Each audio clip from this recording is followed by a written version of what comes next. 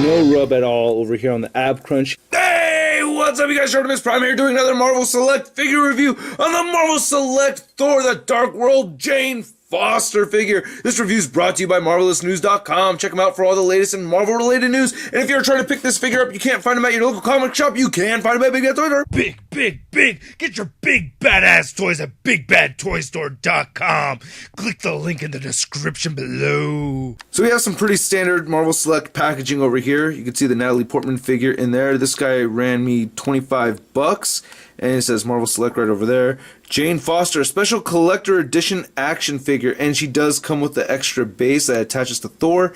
And I do like this picture over here. This is pretty crazy. And then on the side of the packaging, we have a picture of Chris Hemsworth and the beautiful Natalie Portman. Oh, she's so pretty.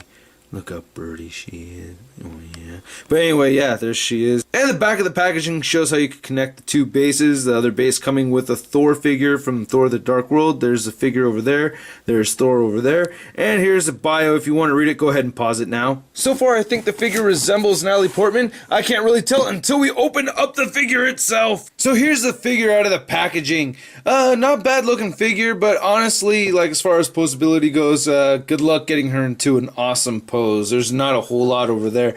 But the sculpt and paint applications are pretty cool. I like the figure. Let's take a closer look at the accessories, and then we'll take a closer look at the figure. So Jane Foster does include this dark elf weapon, and, you know, it doesn't really have much paint detail on it at all. The sculpting is pretty good, though, so you could see some dents in it over here. And it has this, I don't know, this really dark gray, kind of like a gunmetal color going on. So it has some dents. The sculpt is pretty nice, and it's not too bad. It's actually just mostly part of the display piece. So if you take a look at her base over here, it has this slot, and then you just go ahead and plug it in like so that it just stays there, or you want it facing the other way. And there it goes. So that looks pretty cool. That's not too shabby.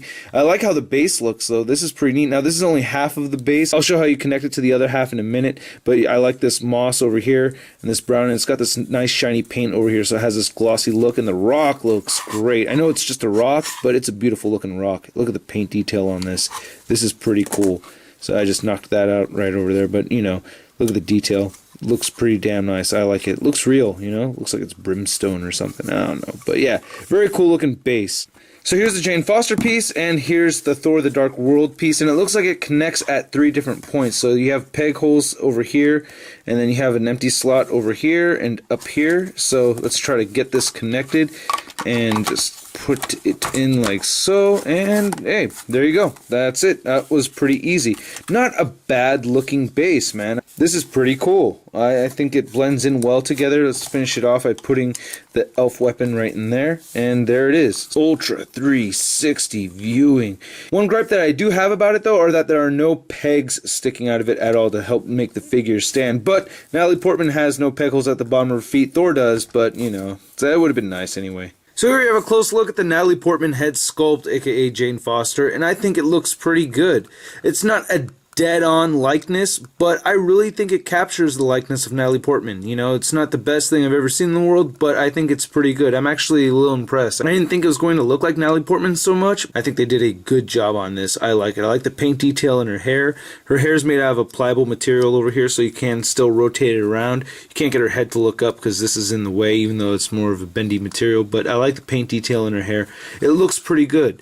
I like it. So she does come with an interchangeable head. This pops off pretty easy like so. And then we just slap this alternate head over here, and now we have Jane Foster possessed by the ether, and look at that. I really like how they painted the eyes in here. That is pretty cool. I don't think this head sculpt resembles the likeness as much as this one over here. This one looks more like Jane Foster to me. I think it's the nose or the lips or something. I don't know what it is.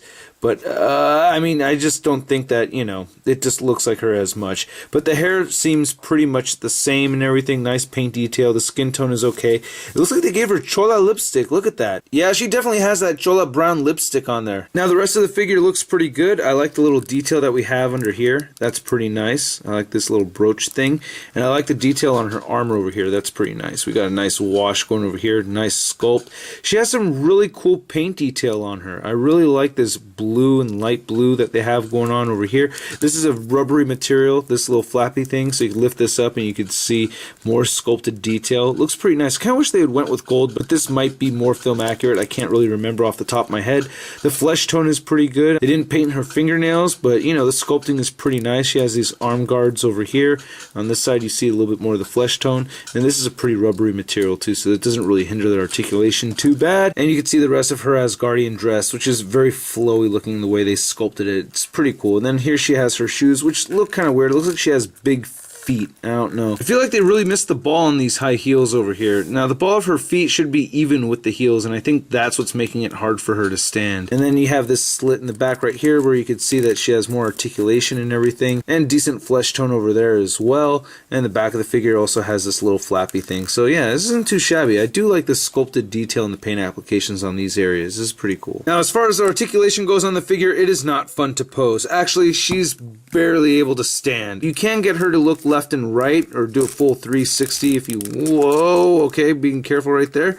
Her head can look down a little bit. It does not really look up. If it wasn't for the hair, she'd be able to look up that, up, there it goes. Without the hair getting away, she would look up that much, I guess, but it just goes right back down and looking forward. I guess you get a little bit of head pivot over here. Her shoulders do move outward. They do move forward. This side, it moves outward that much, so that's not too shabby. This one can move up a little bit more, though. Can move it forward. This can move forward as well. She does have elbow articulation, and it bends not quite 90 degrees and rotates side to side. Same thing with this side over here. I wish the elbows could bend in more. I wish they gave her double jointed elbows. That would have been cool. She does have wrist articulation that moves side to side on both hands. And then she has a diaphragm joint, so if you lift this up, you can turn it side to side.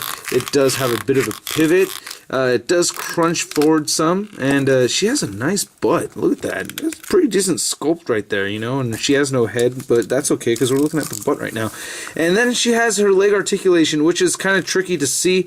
You can move the ankles down. You can move them upward. They do rotate side to side. It's kind of an ankle pivot, but it's more like a side to side kind of rotation over here. And then you can see she does have double jointed knees, so you can see that.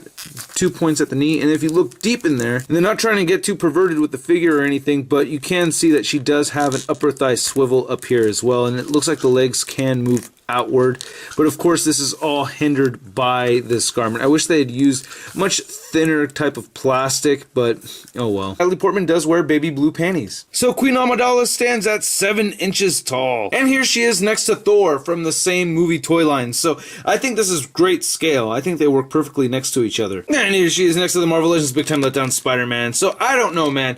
This figure, I can't say. 25 bucks, it's kind of a lot for what you get out of the figure, to be honest with you. I wish she had double jointed elbows, so at least I could have her, you know, putting her hands on her hips, or doing something a little bit more interesting than just standing up and down. I guess like that is okay. I don't know. I find it hard to pose. She's definitely hard to stand. No peg holes at the bottom of her feet, and I don't know. For some reason, she was really, really hard to get a hold of. Not many comic book stores in my local area had this figure, but you know, it's up to you how much you like the figure. I think the face sculpt did a pretty good job of looking like Natalie Portman, so I don't know, it's totally up to you, but I don't think it's worth it. That's just my opinion. But anyway, I hope you guys liked my review. If you did, please hit the like button, leave a comment, subscribe, and I'll catch you guys later. Peace.